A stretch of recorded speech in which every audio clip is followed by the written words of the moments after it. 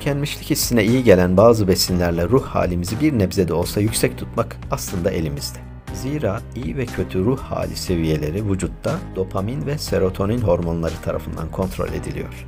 Oksitosin ve endorfin hormonlarının da kişinin iyi ruh hali üzerinde etkili olduğu bilinmektedir. Bu nedenle sağlıklı beslenmenin yanı sıra hormonlara etki ederek ruhsal enerjimizi yükseltebilen doğadaki besinleri de düzenli tüketmekte fayda var. Şimdi gelin tükenmişliğe hangi besinlerin iyi geldiğini hep birlikte bir göz atalım.